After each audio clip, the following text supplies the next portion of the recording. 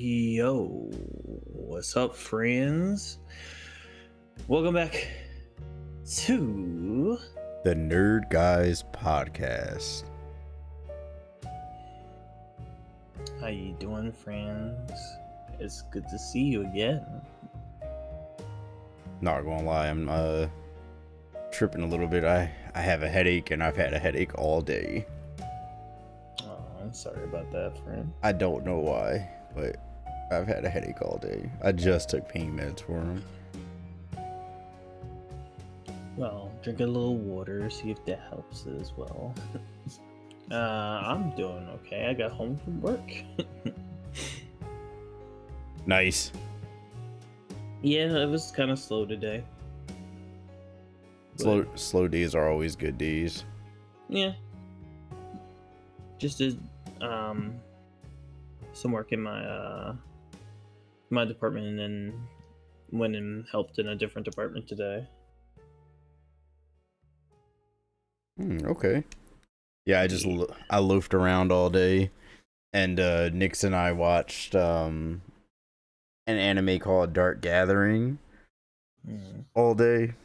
It's actually a really good anime, and I'm like hooked on it right now. Nice. Speaking of Nix, why don't you all say hello to our special guest this week? Or I should say, our special guest, why don't you say hello to the people this week? Hello again, my creepy cuties. Oh, I'm so happy to be back with you. oh. We getting I real hope, creepy? of course, always. I hope you guys are just as excited for today's topic as I am. It's one of my favorites. I'm going to try to stay through the entire episode. So, just as a recap, last time we talked about serial killers. Next, would you like to tell our friends what we'll be talking about today? Well, last week I asked you guys. What's your favorite scary movie? Oh no. You definitely did ask us what our favorite scary movie was. I'm not really a fan of scary movies. Just does Nightmare Before Christmas count? I mean, technically. Okay. Is that one or The Princess Bride for me then? The Princess Bride? Yeah. How was that a scary movie? I don't know. Have you seen those swamp rats? I was gonna say, I mean, there's scary stuff in there, so I mean, I mean, if that's the case, then Pan's Labyrinth. Or Blade, technically. yeah. Now we're just going into the genre of sci-fi. Well, Blade was pretty scary when I first saw it. I was a kid. And they were violent vampires. I think alright, so I think my actual favorite scary movie is Scary Movie 2. Scary Movie 2. Just because it was like a horror comedy. I don't know if I have a favorite actual scary movie. I remember watching Saw when I was younger, and then like the first Saw, and I thought it was okay. I thought it was pretty good. How about you, There's Nix? there's too many for me to count. It depends. Are you talking body horror? Are you talking supernatural? Are you talking uh kitschy 80s type? There's too many genres of horror movie for me to pick just one. I have one movie that out of everything I've seen, I refuse to ever watch again because it scared me that bad. What movie is that? It's called Grave Dancers. Mm, sounds scary. It's terrifying. Um the I'm gonna say it's the CGI in it was just so realistic. Oh, They showed you what these ghosts look like in their almost demonic forms. Like they weren't regular ghosts. Oh. And it scared the ever loving goodness out of me. And you said it was called Grave Dancers? It's called Grave Dancers. All right. I have only ever watched it once. Fair enough. While you were talking about like the different genres of scary movies, I have seen Carrie before. The old version or the new one? The old one. Both of them are very good. Yeah. I liked when I watched the original I don't know, I wasn't scared. I was like, oh.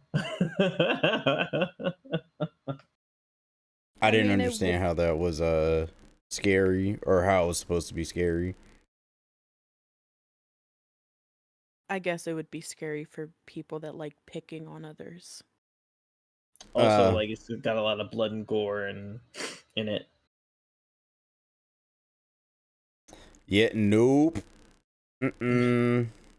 What did you do? I looked up the Grave Dancers and was skipping through the movie.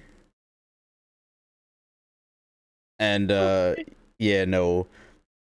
I skipped all the way to the end where I would see something, and it was the one that was walking out away from the wall while the guy was trying to help the woman out the window. Oh yeah, the tall skinny one, right? Yep, before she got too close to him, I just turned it off. I was like, nope. I'm over here getting flashbacks and chills. I know if it scared you, then it is going to definitely scare me. Yeah, we don't need you to have nightmares tonight. No, thank you. I won't have nightmares, but it won't be fun. My brain takes everything and turns it up to 11 when it comes to horror. Kitsune will just not sleep. Yep. So, how about not sleeping? Good. That sounds like a great idea. I probably should have mentioned I watched that movie while being out in the country where there were rolling blackouts. That's like 10 times worse. Yeah, it was. That's 10 times worse. In fairness, it was not a me choice. I was outvoted by 3 of my cousins. And that was what they decided to watch. So I ended up paying for that, basically. It always be the cousins, though. It always be the cousins. Apparently, because yeah, like that's how I wound up watching Scary Movie the first time. And Scary Movie 1 I watched as like I don't know how old I was. I think I was like 6 or 7. And it scared the crap out of me, even though it was a comedy. Mind you, I had already seen Scream. Oh, even worse. Scary Movie 1 came out in 01, right? Yeah. Or just about, yeah. I don't know what. Let me see. Oh, no, it came out in 2000. I was 4. And I watched this movie with my teenage cousins and my mother present. So, imagine a 4-year-old watching this. The fact that your mom was there does not make this any better. Your mom was probably laughing her butt off at that movie.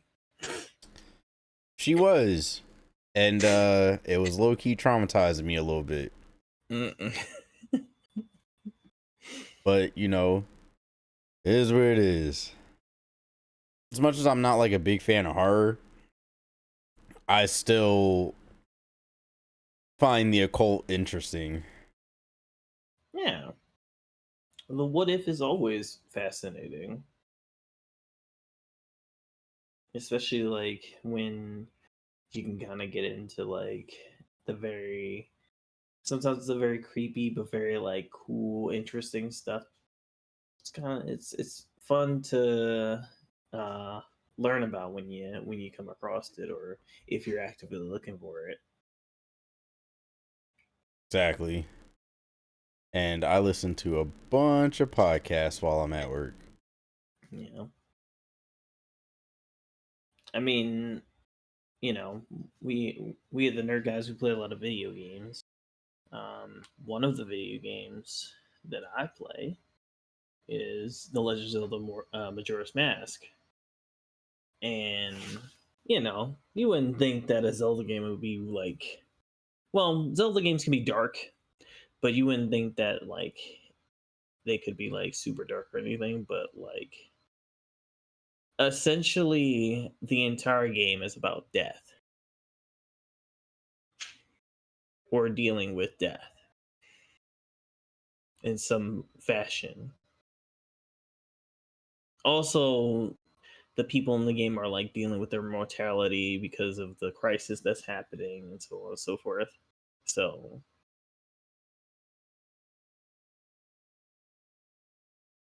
and the big, boss, the bad guy of the game is this like cursed mask that has like untold power. I mean, yeah, I play my fair share of creepy games as well, like everything from Resident Evil to Ghostwire Tokyo to I think currently I'm playing Bayonetta, which kind of straddles the line of creepy. Yeah. But I mean, I guess going back to scary movies, that that should get us into our topic for today, because Scary Movie, the movie Scary Movie, was actually a parody movie about several other types of horror movies. Nick, do you want to tell us about it? Or tell us about one of the movies that mainly influenced it? Well, if any of you have ever seen Scary Movie 1, it's not a hard guess to figure out what the parody's about. One of the main movies is Scream. So, you sit in your house, TV on, as you curl up under a blanket on the couch. You hear a creak of a floorboard somewhere in the house, but you know you were home alone. Over the course of 4 days in 1990, a man named Danny Rollins went on a rampage where he murdered 5 University of Florida students in a spree that terrified the nation. A few short years later, the Gainesville Ripper murders became even more infamous when they helped inspire the classic horror movie Scream. In November 1989, Danny Rollins' first murder was of a 24-year-old, her father, and her 8-year-old nephew. The young woman was his original target. On August 24th, 1990, Danny broke into the house of 2 incoming college freshmen at the University of Florida in Gainesville. Rawlings followed them home, broke into their house. He covered both women's mouths with duct tape before he bound their hands. He forced one of the young women to perform oral sex on him before he raped, stabbed, and eventually killed her. He returned to the other dead body and raped her again. Rawlings went so far as to cut off the girl's nipples and keep them as a grisly trophy of his actions. Whoa, Talk whoa, about whoa, whoa, overkill. whoa, whoa. So I obviously haven't seen this movie in a long time, but I do not remember that. That's not part of the movie. Oh, I was about to say. That's the guy that caused the movie. Oh. We're talking about the man behind the movie. Ah. Yeah. I was like, whoa, whoa, whoa, whoa, whoa. So to keep going, just the next day, Rawlings killed another young woman in much the same fashion. He broke into her residence, and after he raped her, he removed her nipples and placed them beside her. Rawlings then cut off her head, placed it on a bookshelf, and faced it towards her body, which was upright on the edge of the bed. On August 27th, Rowling attacked a young woman and a young man, both aged 23. He killed the man while he slept, and then he killed the woman. He didn't get to do too much mutilating on that one out of fear of being caught. After being caught on burglary charges, Rawlings confessed to being the Gainesville Ripper.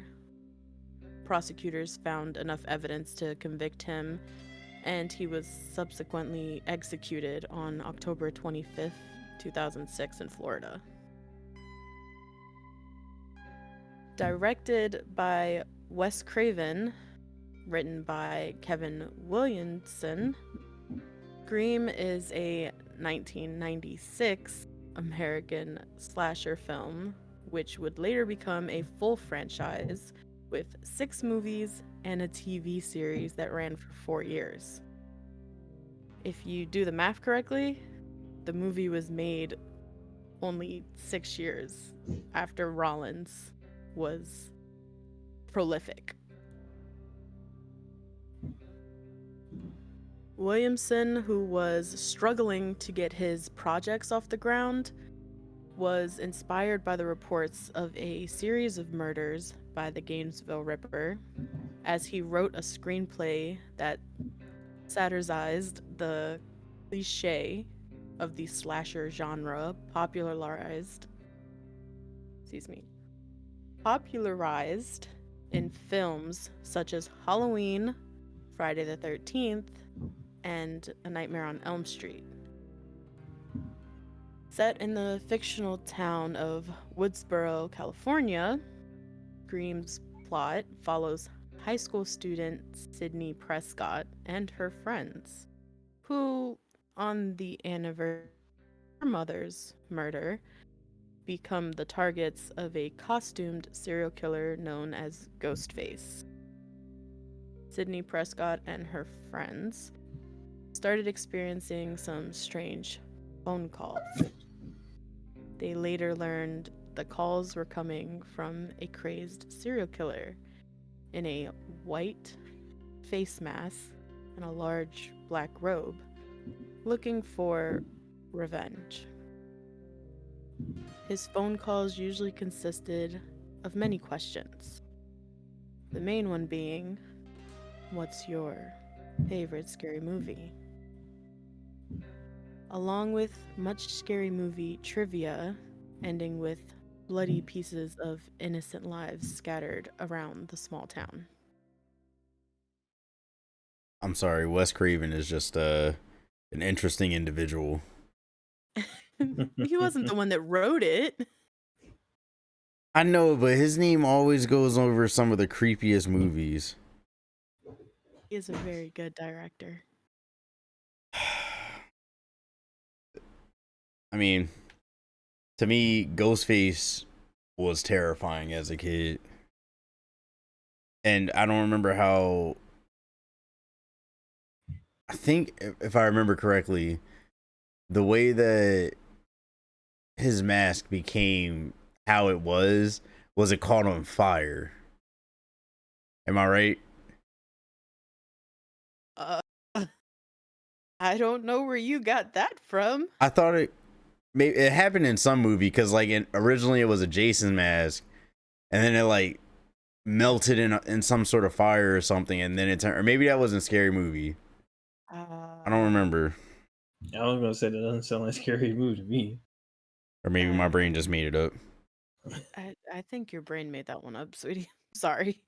Um, I've I told you my watched brain take everything and turn it on 10. probably. I've watched Scream a good couple times. It doesn't scare me, but um, no, The Mask was just The Mask. I didn't want to give any spoilers, so I didn't go too in depth on what happens, just in case anyone out there hasn't watched it yet. I mean,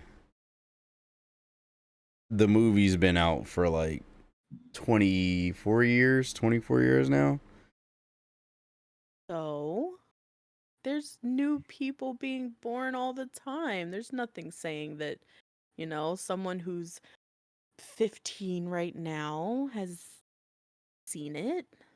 Well, Yeah. if you haven't seen it, you should go back and watch it. It's what, 4 movies now or 5?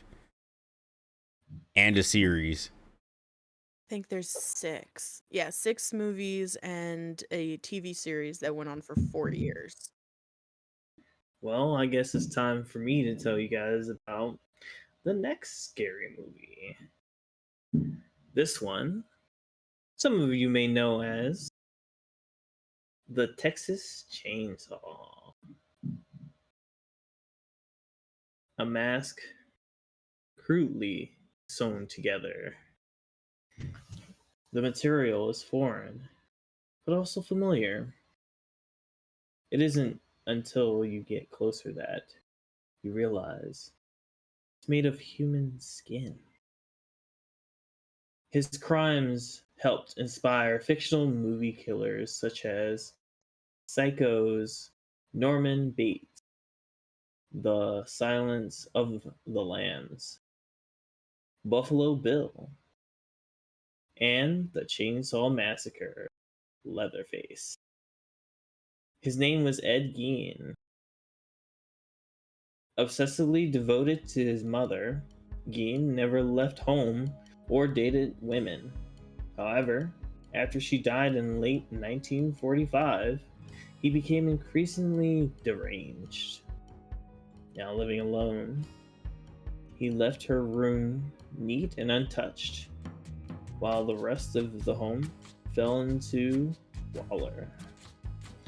During his years on his dilapidating farm, a few residents from the area mysteriously disappeared. Among them was a 54-year-old woman who disappeared in December 1954, and her 58-year-old woman, who was reported missing on the 16th of 1957.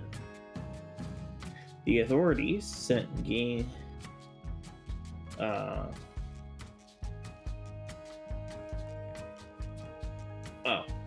were sent to Gein's home on the second woman's disappearance. They were greeted by a gruesome sight of her headless, gutted body hanging from the ceiling. Her head was soon found in a sack, and her heart hanging in a plastic bag. Further investigation yielded more shocking discoveries, including organs in a jar, skulls used as soup bowls, and a belt made from human nipples. While under questioning, 51-year-old Gein confessed to killing both women. He shot both women, who apparently to Gein resembled his late mother. Additionally, he admitted to digging up numerous corpses in order to cut off body parts, which he fashioned as masks and suits out of skin to wear around the home. After Gein's arrest, his lawyer entered a plea of not guilty by reasoning of insanity. And in January 1958, Gein was found unfit to stand trial after a schizophrenia diagnosis. He died of complications from lung cancer and respiratory illness on July 26, 1984, at the age of 77, in a psychic ward. Toby Hooper, who directed Texas Chainsaw Massacre, said he heard stories of Gein's crimes from family members that lived near the killer. This initial gory masterpiece led to the development of a large franchise consisting of 9 films, several comic books, and 2 video games. The year is 1974. A group of 5 close friends are heading through the backroads of Texas. The group is forced to stop and wander over a small, sinister, dilapidated house nearby in hopes of gas. What none of them realize is this house is the home of a ghoulish Leatherface and his evil, demented family of cannibalistic psychopaths. One at a time, the teens are murdered by Leatherface and his family in horrifying ways. Only one girl is able to flee into the night and escape the demented cannibals and his loudly buzzing chainsaw. But at what cost?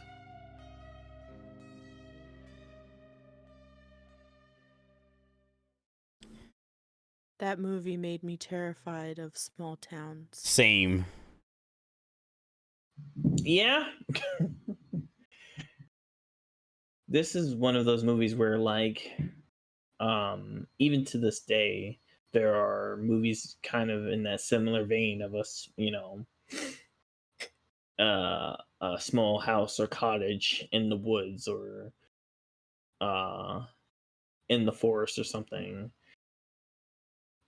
People end up like stumbling upon, or maybe a family went to like a trip, like a family vacation, and then like there's some killer that's there and that just kills them.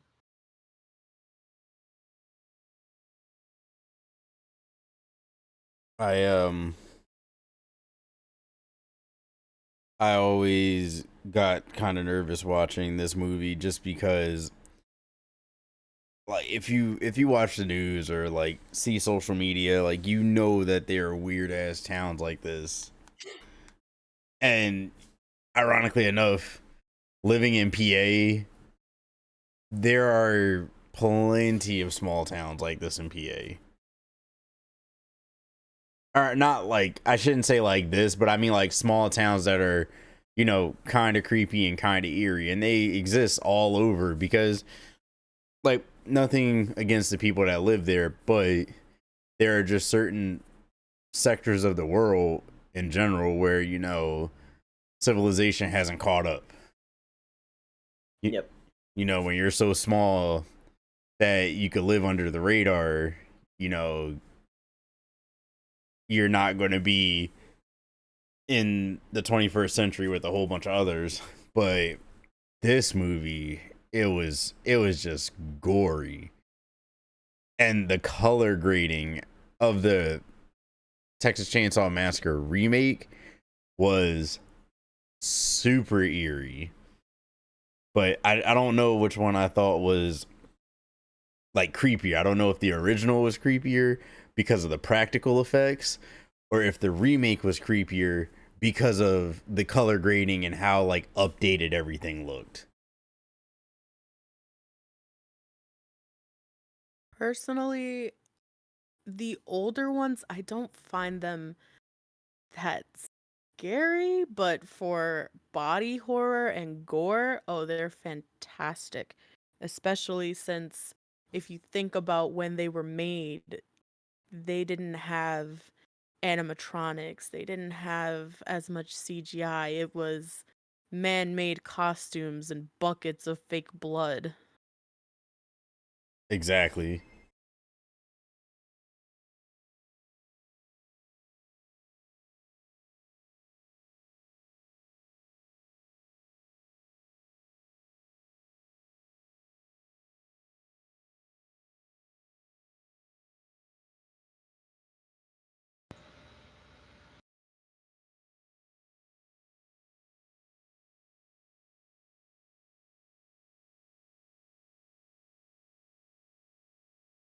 All right.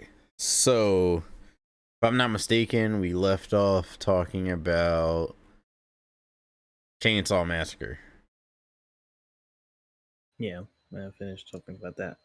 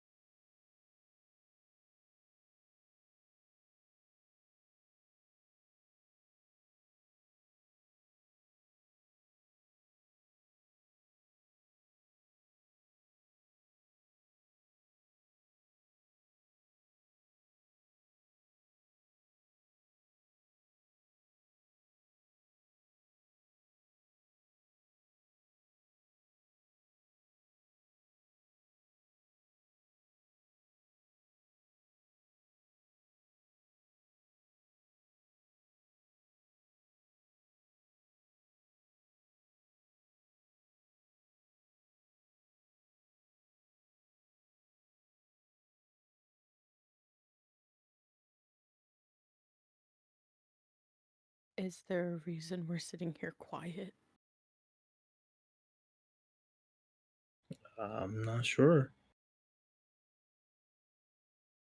I mean, we were recording again, and You're up. so that's why I said I thought we were talking about Texas Chainsaw Massacre. Yeah, we finished talking about that because I read it and then We mentioned our distaste of small backwoods towns. we were about to move on to Candyman. Yeah.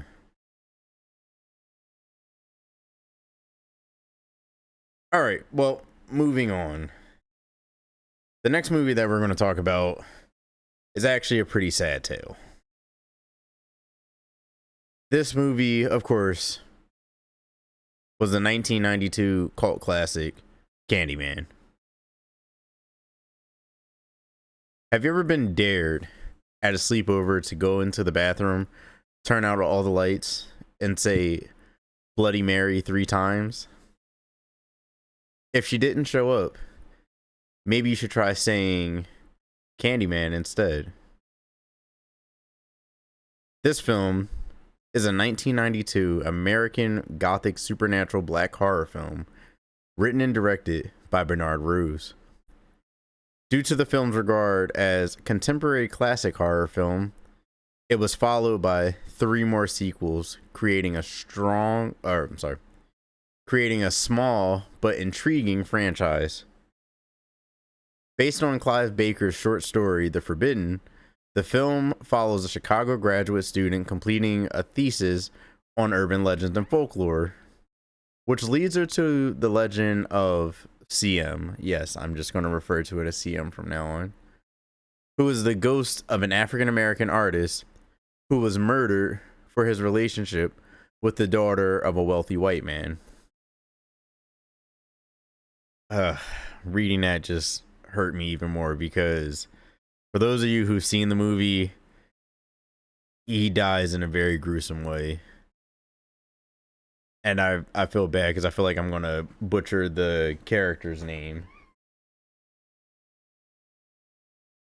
Daniel Robitaille an African American man born in the late 1800s, as the son of a slave who grew up to become a renowned painter.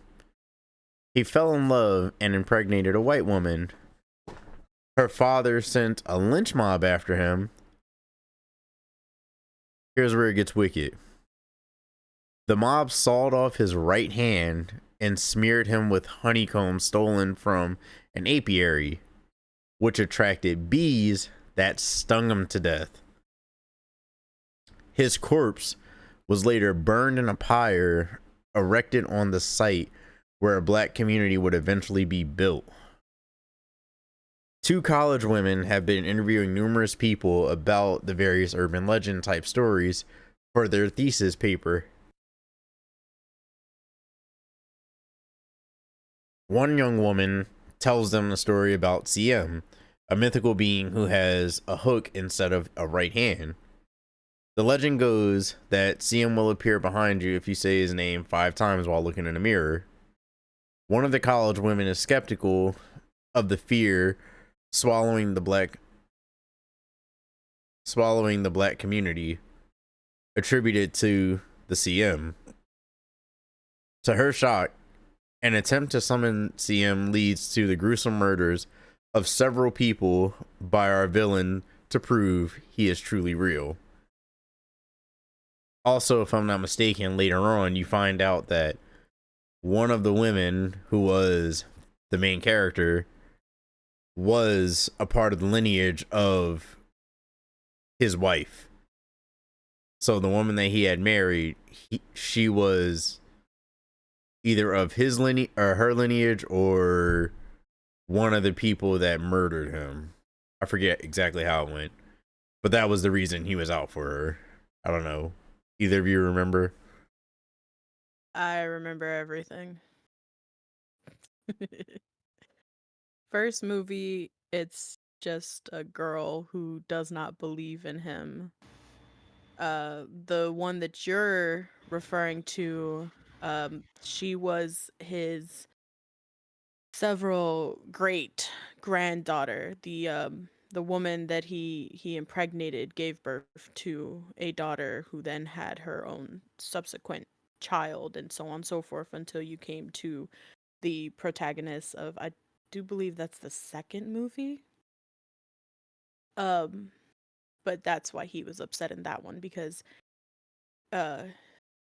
she was trying to, oh no, that's the third one, my bad. She was trying to vindicate his name, but also make it sound like his folklore was not real either.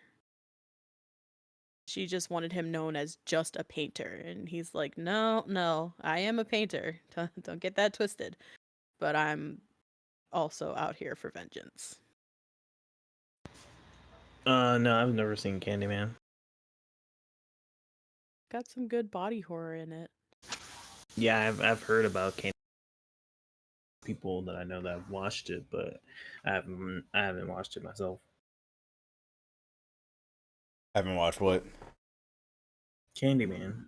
I have watched it once, and it used to. So the premise of the movie used to scare me like crazy, but after growing up, basically, I realized that it was just more of a tragic tale, and I haven't watched the remake either. I guess moving on, we will talk about a different film. This one's super in my wheelhouse, though. This film was from 1986, and it was called The Fly. Transportation, instantaneous relocation of objects as well as people. The hopes of a humanist. What happens when a doctor believes he is successful but overlooks one tiny intruder? Body horror of the utmost gruesome fashions. The Fly is a 1986 American science fiction horror film directed and co-written by David Cronenberg. The Fly tells of a scientist who, after one of his experiments goes wrong, slowly turns into a monstrous hybrid creature, half man, half fly. A brilliant but eccentric scientist, played by Jeff Goldblum, attempts to woo an investigative journalist with his intellectual prowess by offering her a scoop on his latest research in the field of matter transportation. Inanimate objects are transported safely between pods, but living things aren't so lucky. After some breakthroughs with the help of the journalist, the scientist thinks he has ironed out every last problem, and he successfully transports a living creature. But now it's time for human trials. And as we all know, scientists love testing whatever they're working on themselves. At least in movies they do. However, when testing, a housefly inadvertently gets into the pod with him. He teleports to the secondary pod and emerges seemingly normal. But over the span of mere hours, thick, coarse hairs begin to grow out of his back. He develops an intense craving for sugar, and his body develops an utmost more athletic build, in a sense. And oh yeah, his sexual stamina is endless and almost animalistic. When more drastic symptoms start to arise, the doctor realizes something must have gone wrong. So he asks his computer what happened during the transportation, and the computer alludes to two specimens, the doctor and a fly, being present in the transporter or transportation pods at the same time. When questioning what happened to the fly, the computer tells him that he and the fly have been spliced together into a single organism at a genetic and molecular level. So yes, you should be afraid. You should be very afraid. I guess this is one of like those happy accidents.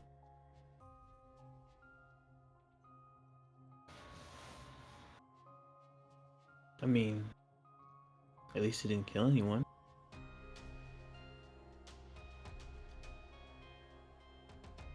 All right, everyone. On to our last scary movie. This one happens to be one of my favorites. The Curse of La Llorona, specifically the 2019 one. Mexico, 1673. A weeping woman drowns the body of one of her sons in revenge for her lover's infidelity. Her youngest son stumbles upon the sight and prepares to run away. His mother grabs him before he can get too far and takes the shaken child to the riverbank as well. The Curse of La Llorona is a 2019 American supernatural horror film directed by Michael Chavez and written by Mickey Daughtry and Tobias Iconis. There are many other variations of this cinematic tale, but for today, we will focus on the 2019 version. Based on the Latin American folklore of La Llorona, or the Weeping Woman, the film follows a mother in 1973 Los Angeles who must save her children from a malevolent spirit trying to steal them. After investigating a puzzling case of child neglect, a troubled welfare worker and widowed mother of two starts to see spine-chilling visions of a weeping woman, La Llorona. At a late-night investigation, the welfare worker's son goes over to check on the scene until he hears the sound of a crying woman. The entity sees him and mutters in Spanish about her lost children and wanting to take him.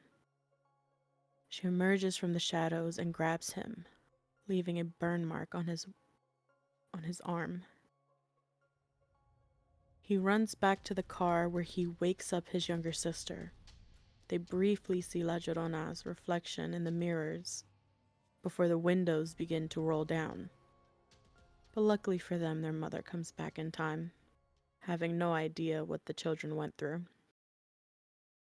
As the welfare worker delves deeper and deeper into the supernatural mystery, the malevolent entity's powers hold on her children tightens, leaving her no other choice but to turn to a former priest for help. Now the family finds themselves the victims of a devastating centuries-old curse. Is there a way to save the children from the curse of La Llorona? You gotta watch it to find out. Short answer, no. You have to watch it to find out. I'm kidding. I never watched it. Exactly. That's why I said. I always thought this story was interesting because I never watched it, but I did listen to a podcast episode. I believe it was either a Weird Darkness episode or a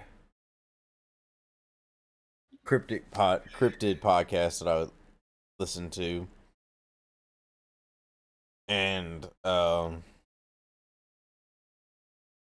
yeah, I thought the story was pretty sad, and I found out there are like multiple different tellings basically. So like various things that happen. So, as a person of Latino descent, my family definitely used La Llorona as a way to get kids to behave. Um, Basically, it's the Latino version of the boogeyman. But there is multiple different tellings of how or why her kids end up not alive, whether it's her or her lover of the time, whether it's out of spite or out of guilt. It There's a lot of different tellings.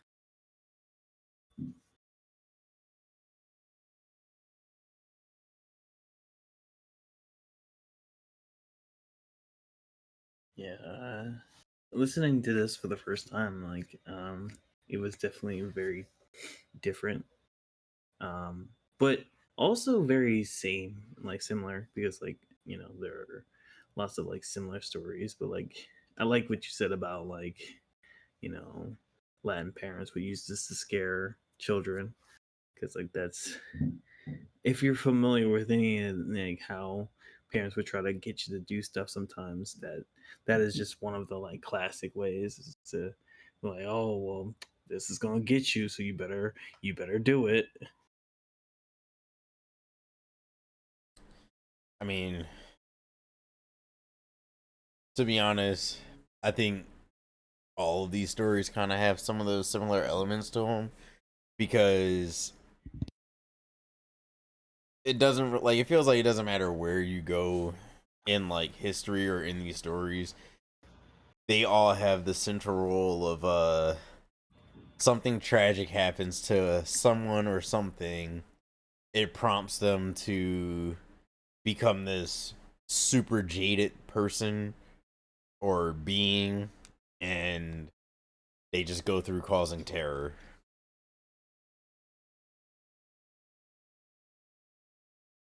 I know Nix and I have been on a supernatural kick recently as well. with like some of the stuff we've been watching. So we've been watching 2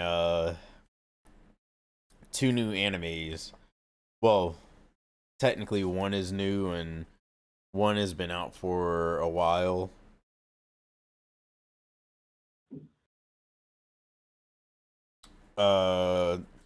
One is called Dandadan,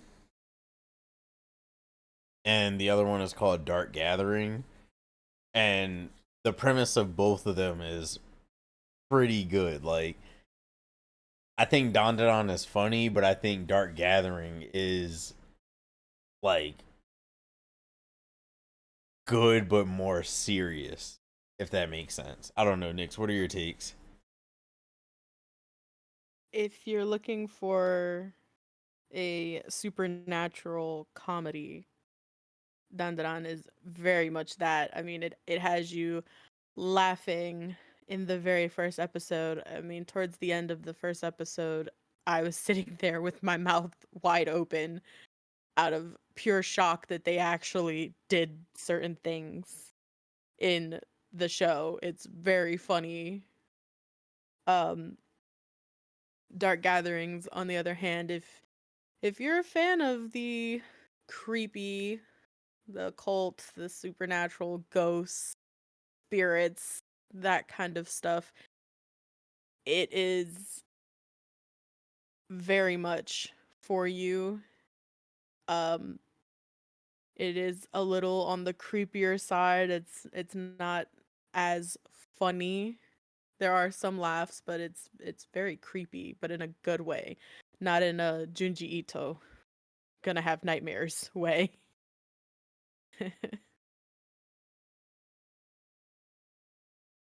I definitely think there are like other great horror movies out there.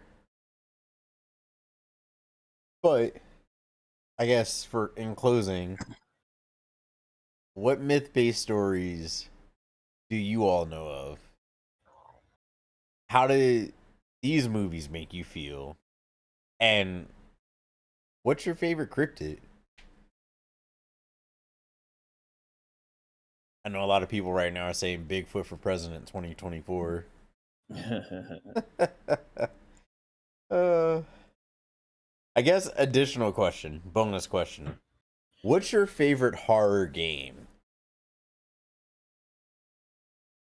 Because I've played a couple. Everything from Lethal Company to Resident Evil. And I don't know, I'd have to say they're pretty fun. But let us know in the comments below. Yeah. All right. Well, until next time, friends. I've been Kitsune Sai. I've been Jamie Shadow 9. And this is Nix in the Mix. And we are we're out. peace. Bye. Bye.